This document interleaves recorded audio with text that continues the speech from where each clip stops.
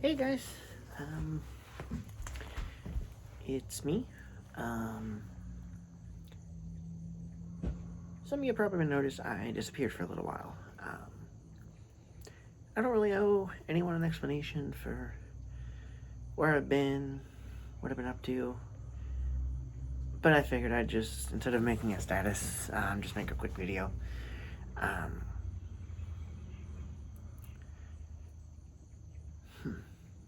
what to say? Well, in September, I sort of missed a deer and wrecked the car I was driving.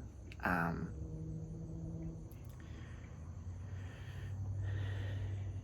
and inevitably lost my job at Walmart. Um, but that doesn't really explain where I've been. A couple weeks ago, I decided to admit myself. Um, Last 3 years, it seems like midsummer, mid to late summer, or um, mid to late fall, I admit myself. 3 years in a row. 2020, July of 2020, November 2020, August 2021, and November 2021, and then July of 2022, and then October of 2022. I honestly planned on being gone a little while longer, but I kind of just abruptly left, mainly because yeah, I'm not really going to get into that on here. But left pretty abruptly last week and got discharged on Friday. So here I am. A lot of you are probably wondering like why I made myself, yada yada yada. Like I said, I'm not getting into that. I'm just making a real quick video, just explaining. So back in July, I started having these blackout attacks. During the first blackout attack, or I'm not really gonna talk about what happened during the blackout attacks. I don't remember. I just know what we found, and like I took some real cryptic videos and pictures on my phone. But during the second blackout attack, I ended up cutting my leg pretty significantly. Required, I think that was like 24 stitches, and I drove myself to the hospital, and I ended up getting admitted.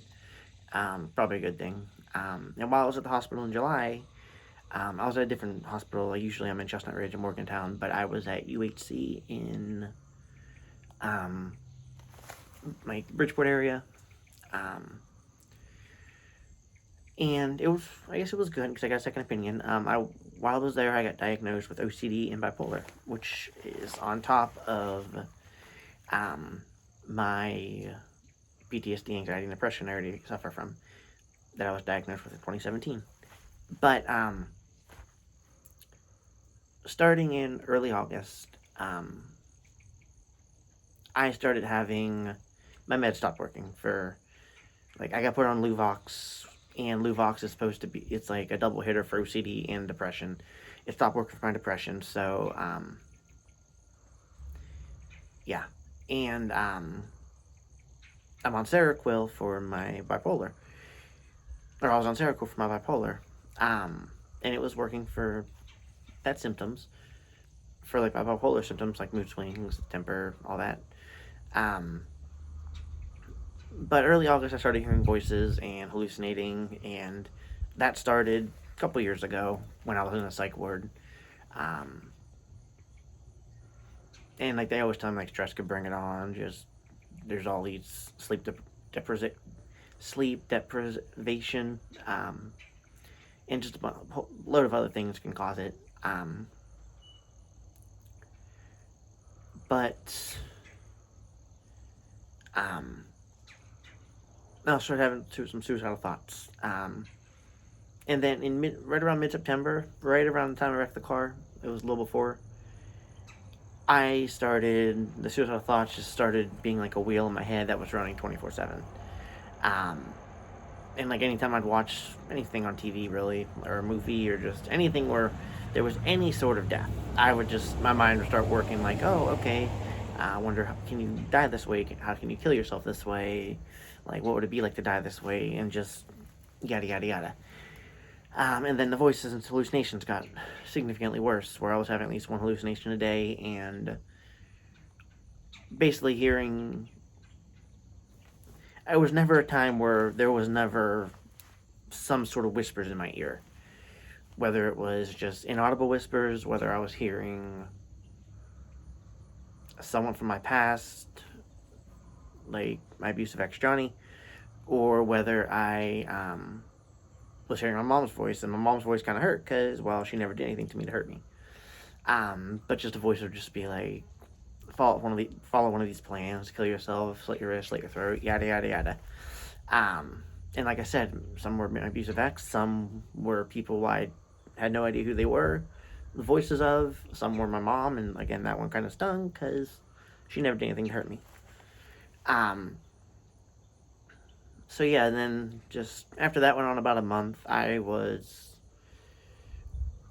felt like I was going insane, and I had been talking to my psychiatrist and my PCP, and thinking I might have schizophrenia, which, if you don't know much about schizophrenia, it's a pretty serious mental illness, and it's lifelong. There's no cure for it, and there's no cure for any mental illness, but like treatments, you have to do psychotherapy and yada yada. Psychotherapy, regular therapy, medications, some hospitalizations, and I thought it started to make sense because I've been on 7 different psych meds, 7 different antidepressants over the last 5 years, and either they've stopped working or they never worked to begin with. So yeah, and just some other things, some other symptoms I've experienced in life, and sometimes you try to make things fit. So I admitted myself to the hospital, and I told my gram, and I didn't really tell any people, really. I told my gram, a couple close friends, and that was it. I called hardly anyone while I was there. So I was there 2 weeks. I was on the critical unit 1 week, which is called CRIC, and then I was on the adult unit for another week because I got moved units, and kind of was one of the reasons I abruptly left. I think I was put on CRIC because when I first got to the ER, I mentioned schizophrenia and some of the symptoms I was suffering from, like hallucinations, voices, suicidal thoughts, and just some other things. So I think I got put over there. But I think they realized pretty quickly that it's not that I didn't need to be over there, but CRIC, they use for a lot of critical patients who come in with a lot more severe symptoms of like psychosis and pretty severe schizophrenia and just extreme cases of other mental illnesses. There's only so many beds, so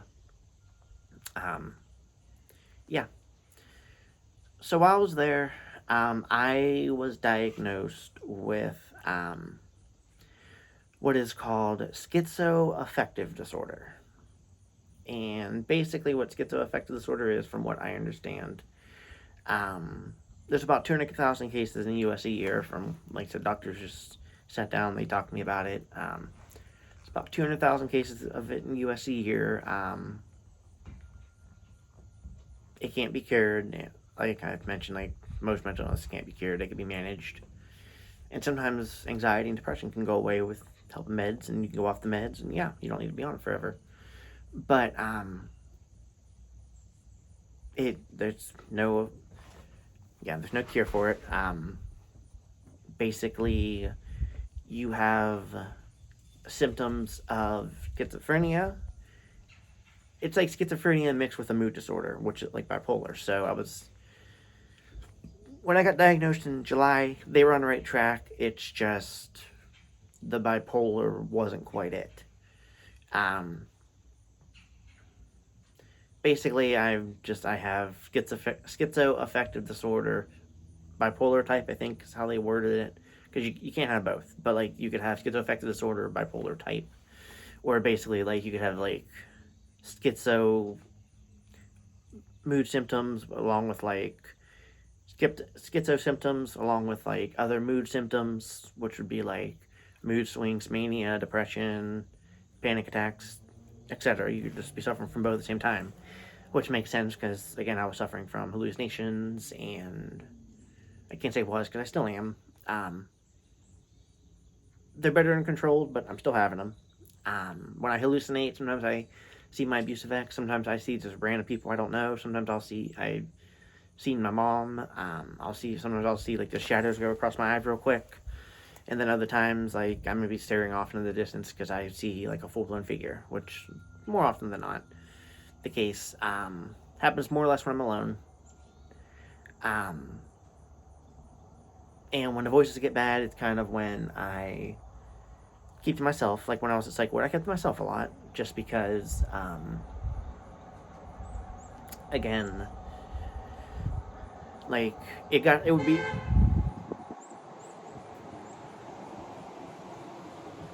Anyways, it would be like,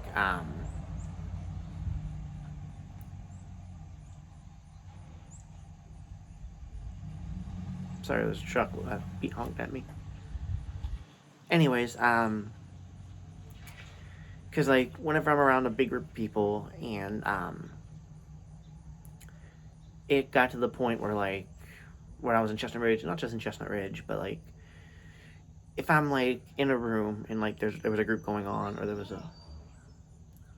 a bunch of us in the room, and like there was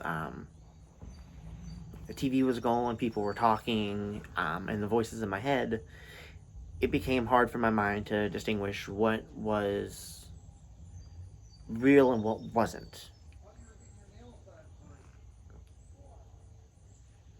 And that's what happened. Basically, that's just, yeah, that's why I kept to myself a lot. I think that's kind of what led to my end at Walmart. Um, some other things too, but just, yeah. So currently, I am carless. I am jobless. Um,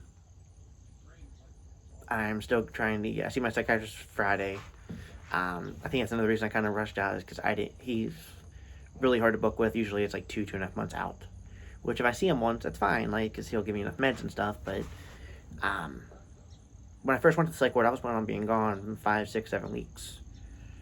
So I was planning on being gone between a month and a half and 2 months. They're a little over a month and 2 months. So yeah. Um, so that's where I've been. That's what I've been up to. Um, Today's the first time I've done makeup since my first blackout last July, because I remember my first blackout in July. I remember getting ready. I was gonna go film a YouTube video about just my mom's death and not really having a parent figure in my life. So I got dressed, got ready. I remember getting my car, driving down the road, and then the next thing I remember, I'm sitting on my bathroom floor cleaning my makeup brushes at like, I think it was like 6 o'clock in the morning. So yeah, this first time I've gotten ready. One reason I'm ready is because my friend Alicia told me to get cute, and I decided to because I haven't taken pictures in months. Haven't really seen her in months. So yeah, this is going on Facebook and YouTube, so watch it where you will. I'd upload TikTok, but it's past the 10-minute mark, so can't upload it to TikTok. But yeah, so don't get me wrong, I'm not posting this for people's sympathy, because it's been a year since some stuff was said about me on Facebook, and yeah, people are probably gonna be stirring shit up, so I don't want people thinking I'm posting this just because to get sympathy to distract from that. No. If people decide to bring up old ghosts, fine. Haven't done anything. I haven't said anything to anybody. Haven't talked to anybody. So, if you want to bring up old ghosts, bring up old ghosts. I'm just putting this out there. Yeah. I had no idea what schizoaffective disorder was, so I guess to spread awareness for it. Basically, I'm just going to end this with I am Akira Padme Lily Rude. I am a 26-year-old transgender female, and I suffer from mental illness. I suffer from OCD, OCD, PTSD, anxiety, depression, and schizoaffective disorder, which again is like schizophrenic symptoms along with mood disorder symptoms. So, yeah, it makes sense.